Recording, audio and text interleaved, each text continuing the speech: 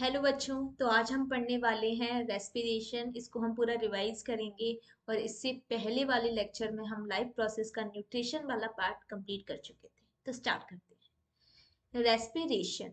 Respiration क्या होता है? जैसे कि मैंने न्यूट्रिशन में पढ़ा था कि हम भोजन ग्रहण करते हैं। भोजन जैसे कार्बोहाइड्रेट मान लेती हूँ। जैसे मैंने कोई रोटी खाई। क्लियर? रोटी क्या है? कार्बोहाइड्रेट है। जब मैंने रोटी खाई तो रोटी जब मेरी बॉडी के अंदर जाएगी तो रोटी का क्या होगा? डाइजेशन होगा। रोटी क्या हो जाएगी? डाइजेस्ट हो जाएगी। और वो मोनोसेकेराइड में कन्वर्ट हो जाएगी। Monosaccharide in the sense glucose, protein. ठीक है। तो इन सब में वो कन्वर्ट हो जाती है। क्यों कन्वर्ट होती है? जिससे हमारी बॉडी उसको आसानी से एब्जॉर्ब कर सके। क्लियर? तो जैसे मान लो मैंने रोटी खाई, उसका ब्रेक डाउन हुआ, सिंपल फूड में कन्वर्ट हो गई और ग्लूकोज में कन्वर्ट हो गई वो। अब जो मेरा ग्लूकोज है उसका ब्रेक डाउन होना, ग्लूकोज का ब्रेक डाउन होना और उसमें से एनर्जी निकलना, इसी प्रोसेस को मैं बोलती हूँ रेस्पिरेशन। क्लियर? तो चलो स्टार्ट करते हैं। Respiration involves gaseous exchange, intake of oxygen from the atmosphere and release of CO2, that is breathing. बहुत सारे बच्चे जैसे ऑक्सीजन ले रहे हैं, ऑक्सीजन छोड़ रहे हैं, इसको रेस्पिरेशन बोलेंगे। ये रेस्पिरेशन नहीं होता, इसको हम बोलते हैं ब्रीथिंग। तो ब्रीथिंग का मतलब है कि ऑक्सीजन को लेना और CO2 को छोड़ना, इसी जो प्रोसेस है इसको मैं बोलूंगी breathing. Clear? Breakdown of a simple food in order to release energy inside the cell. जैसे मैंने रेस्पिरेशन की अभी डेफिनेशन बताई कि breakdown of a simple food in order to release energy. अब वो रेस्पिरेशन मेरा सेल के अंदर हो रहा है, बॉडी के अंदर हो रहा है, तो मैं इसको बोल दूंगी सेलुलर रेस्पिरेशन। क्लियर? तो it's called cellular respiration. Breakdown of glucose by various pathway. अब मैंने बोला था कि ग्लूकोज का ब्रेकडाउन हो रहा है। अब किन किन तरीकों से उसका ब्रेकडाउन हो रहा है वो पढ़ लेते हैं। Various pathways. ग्लूकोज का फॉर्मूला होता है C6H12O6।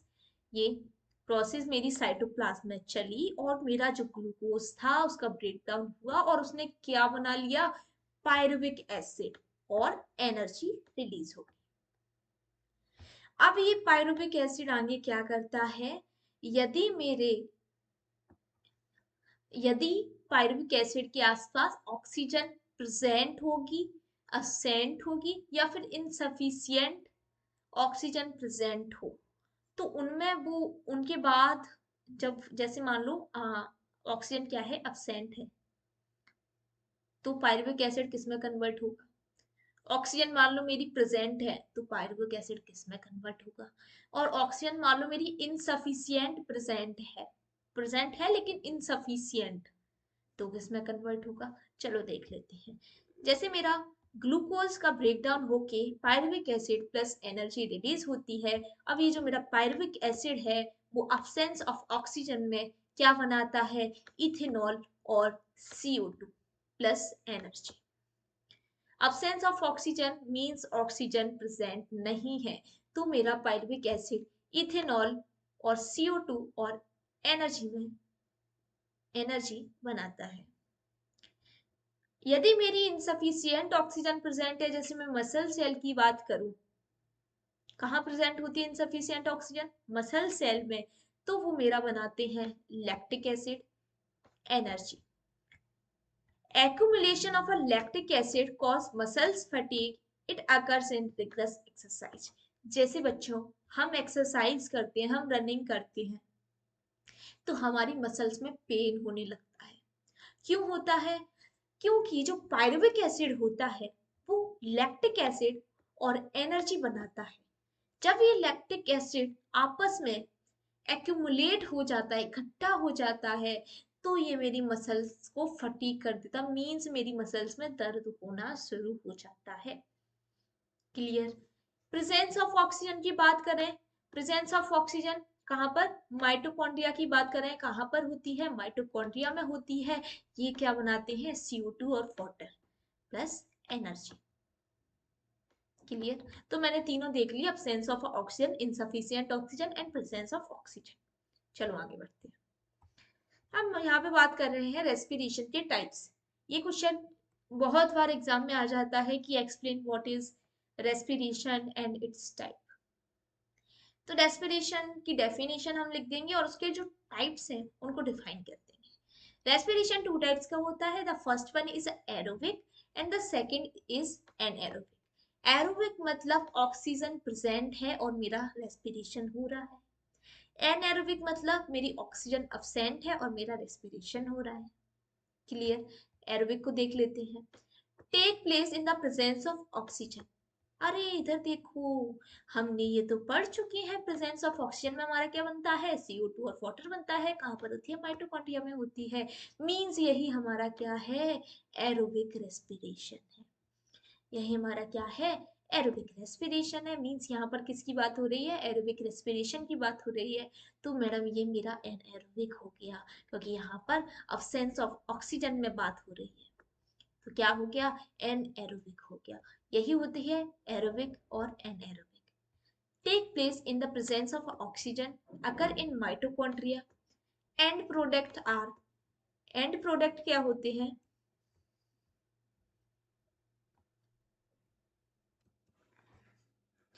बच्चों end product are CO2 and H2O। End product मतलब लास्ट में क्या चीज बन रही है।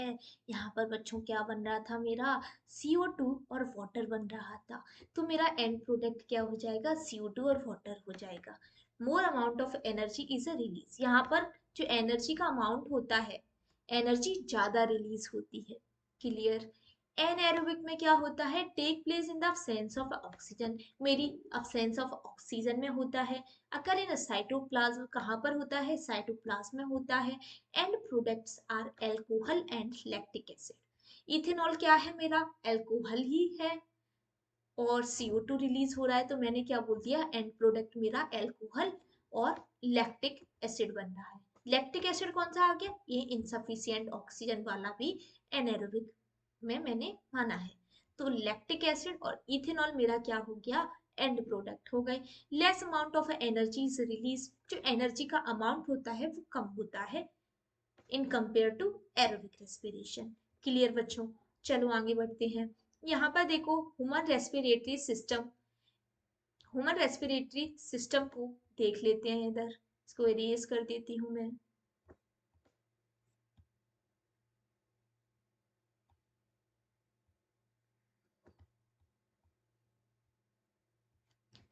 ह्यूमन रेस्पिरेटरी सिस्टम की बात करें, मींस वह रेस्पिरेटरी सिस्टम की ह्यूमंस के अंदर किस तरीके से रेस्पिरेशन होता है उसके बारे में पढ़ लेते हैं।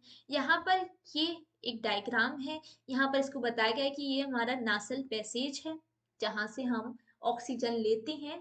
तो जिस प्रोसेस से गुजरती है उसको बोलते हैं नासल पैसेज। तो ये मेरा क्या है, नासल पैसेज हो गया। उसके बाद ये मेरी माउथ कैविटी है, ये मेरी क्या है, माउथ कैविटी है।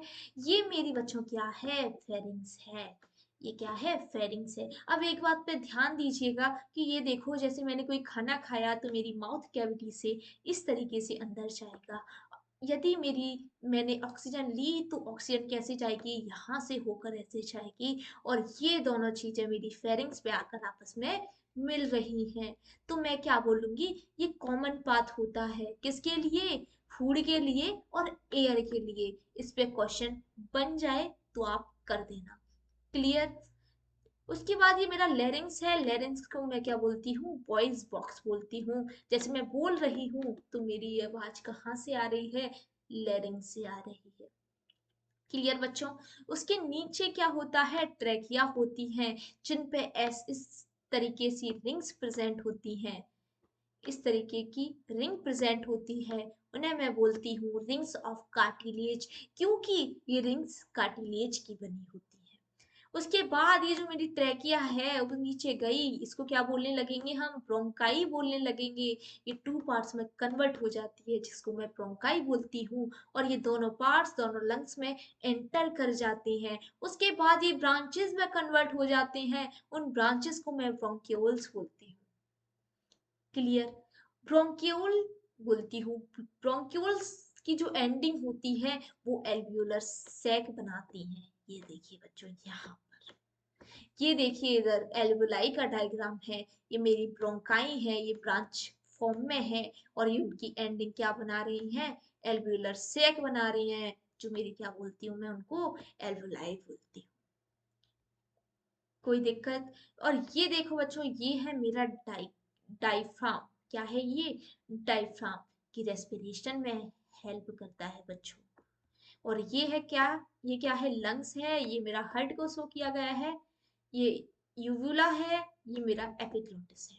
क्लियर बच्चों? चलो इसकी ये स्टेप देख लेती हैं। सबसे पहले नोस्ट्रल, जो मेरी नाक है, आउटर एक्सटर्नल जो दिख रही है उनको मैं बोलती हूँ नोस्ट्रल। उसके बाद अंदर मेरी ईयर गई, उसको बोलते हैं नासल पासेस। उसके बाद ईयर कहाँ जाएगी? नसल कैविटी में जाएगी, उसके बाद फेरिंग्स में जाएगी, उसके बाद जाएगी लैरिंग्स में, उसके बाद ट्रेकिया में। लैरिंग्स के बाद कहाँ गई बच्चों? ट्रेकिया में। ट्रेकिया के बाद ब्रोंकाई में। ट्रेकिया के बाद बच्चों कहाँ गई? ब्रोंकाई में गई। उसके बाद ये मेरी ईयर, ये लंग्स में पहुंच गई। क्लियर बच्चों?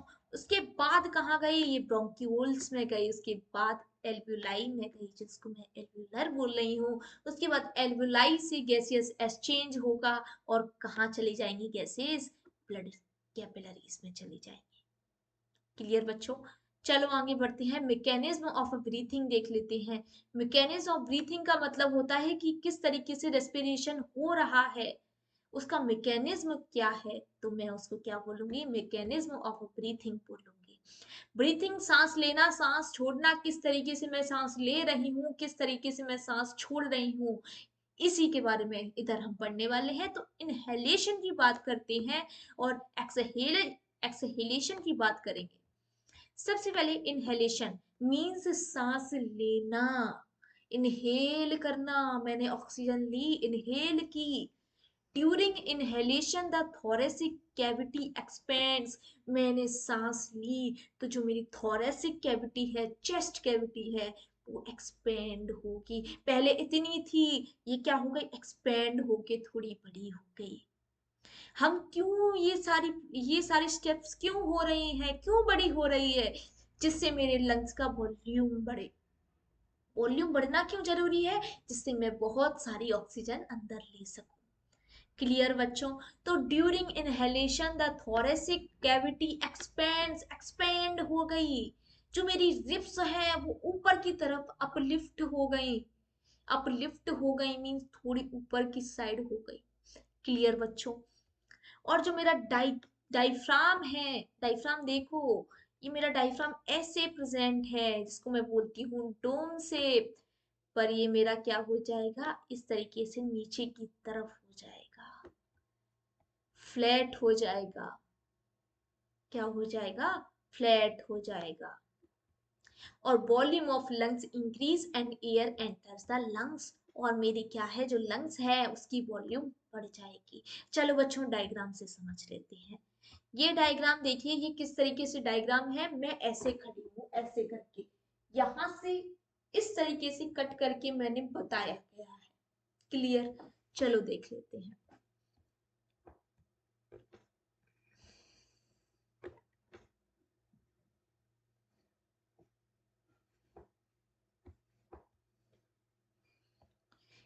ये मेरे डायग्राम है, इनहेलेशन की बात कर रहे हैं। तो ये देखो, मेरी यहाँ पर रिब्स रेज्ड हो रही है, मींस अपलिफ्ट हो रही है। मेरा डायफ्राम नीचे की तरफ पुल हो रहा है, नीचे की तरफ फ्लैट शेप हो जाता है। क्यों हो? कॉन्ट्रैक्टेड मसल ऑफ डायफ्राम, यहाँ पे डायफ्राम की मसल को कॉन्ट्रैक्ट करता हुआ बताया गया है। एंड ये मेरी ट्रैकिया हो गई बच्चों। और ये मेरी क्या है? प्लूरल मेम्ब्रेन्स है। प्लूरल मेम्ब्रेन्स क्या होती है? लंग्स के ऊपर जो मेम्ब्रेन प्रेजेंट होती है उनको मैं प्लूरल मेम्ब्रेन बोलती हूँ। तो इस तरीके से मेरा जो लंग्स है उसकी वॉल्यूम बढ़ गई, और मैंने ईयर को अंदर ले लिया, इनहेल कर लिया। क्लियर? अब एक्सहेल कैसे करते हैं? मैं CO2 को अपनी बॉडी से बाहर कैसे निकालती हूँ, किस तरीके से मैं CO2 को एक्सहेल करती हूँ, उसको देख लेते हैं। अब ये देखो, इनहेलेशन में जो जो चीजें हुई उसके जस्ट अपोजिट एक्सहेलेशन में हो जाएंगे। याद करना बिल्कुल आसान है बच्चों, समझ लीजिए। थोरेसिक कैविटी कॉन्ट्रैक्ट, जो मेरी थोरेसिक कैविटी एक्सपैंड हो रही थी उसको मैंने कॉन्ट्रैक्ट कर दिया, एक्सपेंड हो रही थी कॉन्ट्रैक्ट कर दिया, मींस पहले जिस पोजीशन पे थी उसी पोजीशन में वापस आ गई, जिसको मैं रिलैक्स मोड में आ गई ये भी कह सकती हूँ। रिप्स मूव डाउनवर्ड, मेरी जो रिप्स थी वो ऊपर की तरफ अपलिफ्ट हो गई थी, पर एक्सहेलेशन में क्या होंगी, जो मेरी रिप्स हैं वो नीचे की तरफ वापस आ जाएंगी, वो रिलैक्स मोड में आ जाएंगे। जो डायफ्राम मेरा फ्लैट हो गया था वो फिर से अपने डोम शेप में आ जाएगा, क्लियर। और जो मेरा वॉल्यूम है लंग्स की वो डिक्रीज हो जाएगी और मेरे CO2 मेरी बॉडी से बाहर निकल जाएगी। तो बच्चों समझ में आया, ये मेरा था इनहेलेशन और एक्सहेलेशन। इसका डायग्राम देख लेते हैं। ये देखो बच्चों, ये मेरा जो डायफ्राम है वो फिर से अपनी पहली वाली पोजीशन में आ गया, यहाँ से एयर निकल रही है। ये मेरा वर्टिब्रल कॉलम को बताया गया है, ये मेरी जो रिब्स हैं वो नॉर्मल पोजीशन में आ रही है, और ये मेरी रिलैक्स मसल बताया गया है। कॉन्ट्रैक्ट हो रही है मीन्स नीचे फ्लैट, यहाँ पे क्या थी बच्चों, कॉन्ट्रैक्ट थी, यहाँ पर क्या है अपनी रिलैक्स पोजीशन में आ गई, मंजे से अपने मंजे में आ गई, जिस जो मजा पहले चल रहा था उसमें आ गई, मीन्स रिलैक्स हो गई।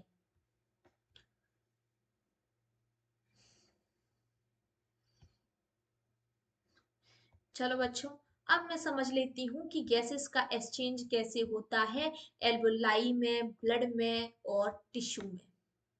क्लियर बच्चों, चलो देख लेते हैं। यहाँ पर मैं एक डायग्राम बना रही हूँ, उसको देखना। ये मेरी एल्वोलाई है, मैंने लंग्स में से एक एल्वोलाई निकाल ली, क्लियर। ये मेरी ब्लड है, ब्लड वेसल बना दिया मैंने, और ये मैंने बना दी, यहाँ पर बना देती हूँ, ये मेरी है टिश्यू की, ये मेरा क्या है टिश्यू की सेल्स है, मीन्स ये टिश्यू है।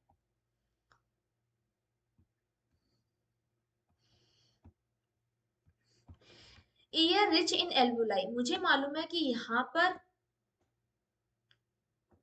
O2, जब मैंने सांस ली तो मेरी लंग्स की जो एल्वोलाई है उसमें O2 ज्यादा प्रेजेंट होगी, ठीक है बच्चों। उसके बाद ये जो O2 है वो मेरी ब्लड में चली जाती है, कहाँ चली जाती है, ब्लड में चली जाती है।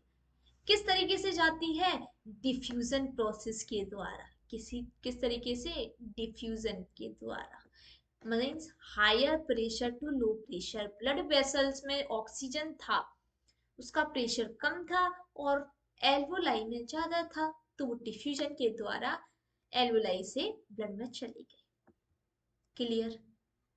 उसके बाद क्या होगा, ये जैसे ही ब्लड में गई तो ब्लड की जो आरबीसी है उसमें जो हीमोग्लोबिन है उससे जाके ऑक्सीजन बाइंड हो जाएगी। हीमोग्लोबिन और ऑक्सीजन बहुत अच्छे दोस्त हैं।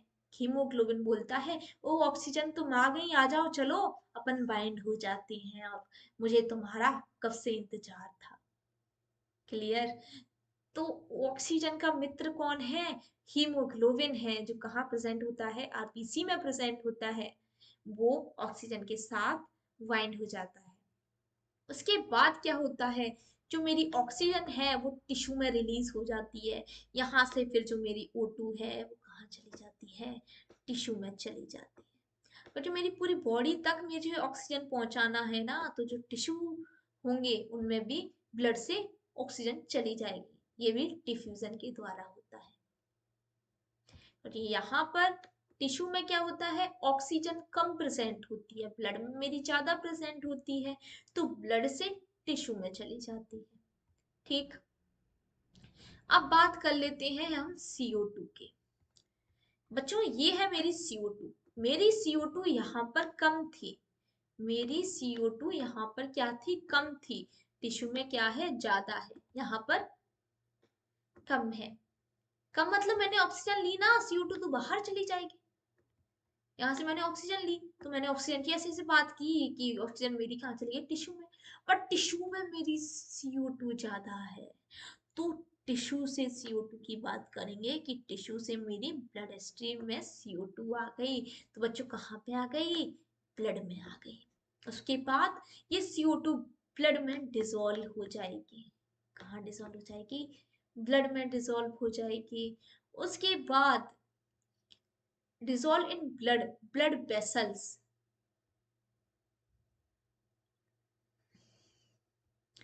ठीक है, ब्लड वेसल से होके मेरी CO2 यहाँ पहुंच जाएगी, एल्वोलाई में पहुंच जाएगी, फिर एल्वुलर सैक में पहुंच जाएगी, और उसके बाद मेरी बॉडी से बाहर निकल जाएगी। क्लियर बच्चों? तो ये मेरा बताया गया है कि गैसेस का एक्सचेंज कैसे हो रहा है एल्वुलाई से, ब्लड से, टिश्यू से। क्लियर है? चलो आगे बढ़ते हैं।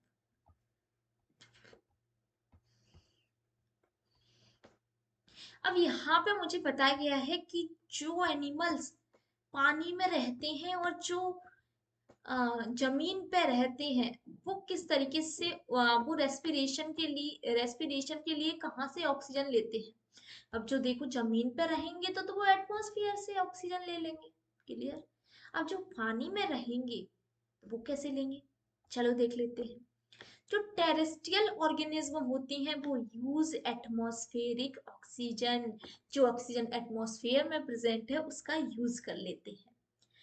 एक्वेटिक ऑर्गेनिज्म की बात करें तो जो जो एनिमल्स पानी में प्रेजेंट होते हैं वो डिसॉल्व्ड ऑक्सीजन का यूज करते हैं। ऑक्सीजन वाटर्स में डिसॉल्व हो जाती है और वो उसका यूज करते हैं। अगर क्वेश्चन आ गया कि एक्वेटिक ऑर्गेनिज्म किस तरीके की ऑक्सीजन का यूज करते हैं, डिसॉल्व्ड ऑक्सीजन का यूज करते हैं बच्चों रेस्पिरेशन के लिए। अब रेस्पिरेशन प्लांट्स में कैसे होता है? Respiration in plant is simpler than the respiration in animals. हमसे बोल रहा है कि जो एनिमल्स में रेस्पिरेशन होता है उससे सिंपल होता है प्लांट्स में। किस किस के द्वारा गैसियस एक्सचेंज किसके द्वारा होता है? स्टोमेटा इन लीव्स, मेरी लीव्स में जो स्टोमेटा प्रेजेंट होते हैं वहां से गैसेस का एक्सचेंज होता है। लेंटिसेल इन स्टेम, जो स्टेम्स में जो मेरी लेंटिसेल प्रेजेंट होती है वहां से गैसेस का एक्सचेंज होता है। और जनरल सरफेस ऑफ रूट, और जो मेरी रूट है उसकी जो सरफेस है वहां से गैसियस का एक्सचेंज होता है। ठीक बच्चों, तो ये था अपना रेस्पिरेशन वाला पार्ट। नेक्स्ट क्लास में हम करेंगे ट्रांसपोर्ट सर्कुलेशन आ जाएगा, जिसमें हार्ट के बारे में पढ़ेंगे हम। ठीक, उसके बाद एस्केलेशन आ जाएगा हमारा, तो हमारा लाइफ प्रोसेस कंप्लीट हो जाएगा। उसके बाद हम इसके क्वेश्चंस कर लेंगे। क्लियर बच्चों? तो यदि आपको कोई डाउट हो तो कमेंट में जरूर लिखना। ठीक, और जैसे कोई टॉपिक समझ में नहीं आ रहा हो तो उसका आप नाम भी लिख सकते हैं कमेंट में कि ये टॉपिक समझ में नहीं आ रहा, आप इस तो मैं उस पर वीडियो बना दूंगी, उसको अच्छे से समझा दूंगी। ठीक बच्चों, तो वीडियो पसंद आई हो तो लाइक करना, शेयर करना, सब्सक्राइब करना, और मिलते हैं नेक्स्ट क्लास में। Thank you very much.